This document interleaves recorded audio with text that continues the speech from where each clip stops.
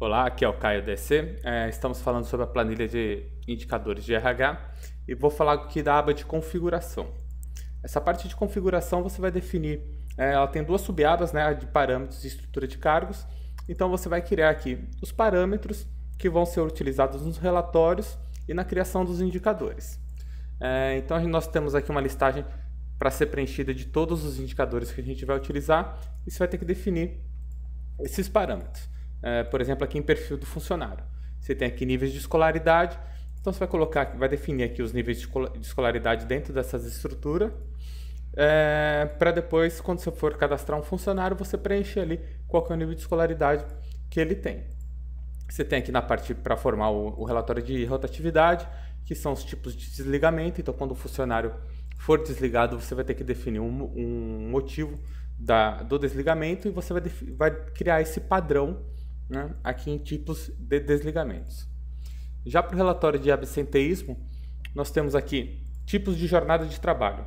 Então, para você não ter que cadastrar o horário trabalhado de cada funcionário, você pode definir aí grupos grandes. Por exemplo, a gente tem aqui os CLTs normais, e estagiários e CLT turno. Aqui é um exemplo nosso que a gente colocou. Então, quando eu for definir quantas horas os funcionários trabalham no mês, quando todos os funcionários que tiverem com CLT normal, eu vou definir lá quanto que um CLT normal trabalhou esse mês.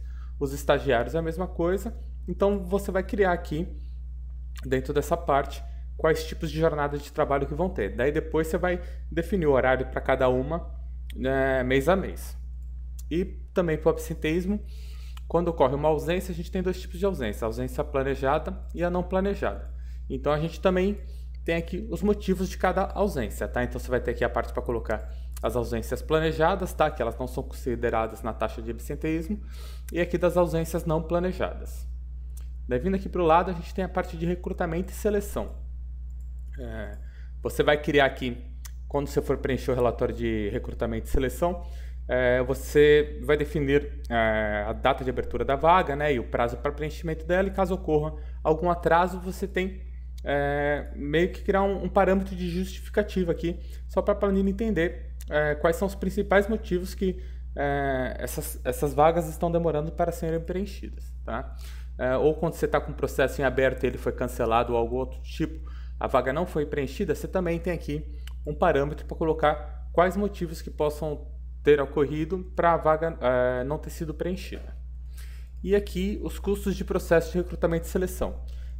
Na parte de relatório de recrutamento e seleção, você tem uma parte toda para custos, e aqui você pode especificar, para ter em maiores detalhes, o custo gasto para cada processo seletivo. Já para montar o relatório financeiro, a gente tem aqui a parte de custos, parecido com esse aqui, mas você vai ter lá custos de folha, tá? Ele é dividido em dois grupos, custos de folha com funcionários e custos com benefícios.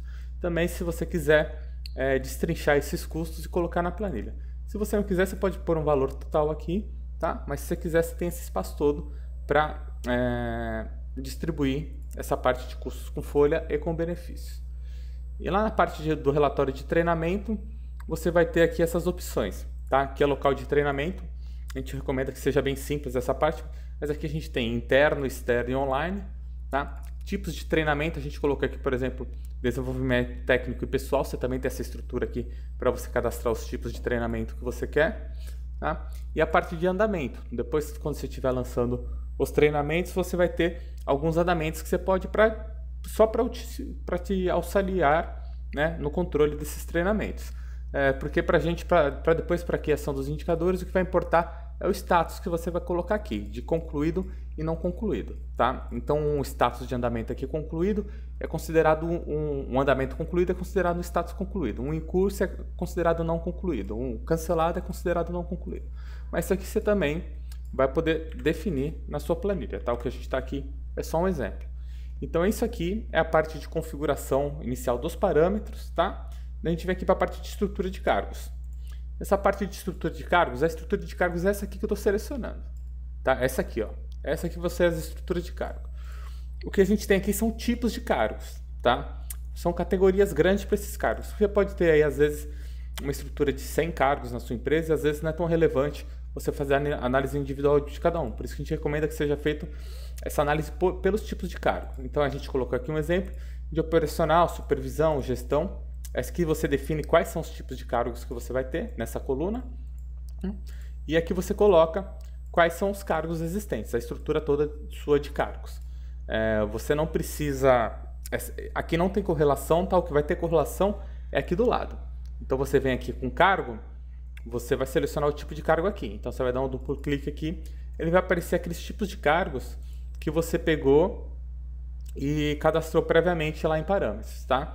Então, quando você tiver um preenchimento, quando for um pouquinho cinza mais escuro que tá no meu aqui, é um duplo clique. Então aqui você vai escrever, tá? Qual que é o cargo. Então eu vou colocar aqui cargo X. E para você preencher aqui, você vai pegar e dar um duplo clique e vai aparecer aqui esses tipos de cargos que você definiu aqui ao lado, tá? Então se você quiser, se você tiver muito, você pode pegar e digitar aqui, que ele vai te auxiliar a localizar e selecionar e colocar esse dado aqui. Então essa é a parte de configuração de parâmetros de estrutura de cargos. Aqui nessa parte de estrutura de cargos, se você quiser, você pode classificar aqui, tá? Para ficar organizado em ordem alfabética. Aqui, ou utilizar o filtro aqui para localizar alguma informação. Mas aqui é só um cadastro inicial, né? O preenchimento depois você vai fazer tudo nas outras abas. E aqui no parâmetro é só digitação, tá? Então você vai definir aqui dentro dessa estrutura quais que vão ser os parâmetros definidos para análise dos relatórios. Eu vou falar agora no próximo vídeo da parte de cadastros. Deve estar listado aqui embaixo os próximos vídeos. Até mais!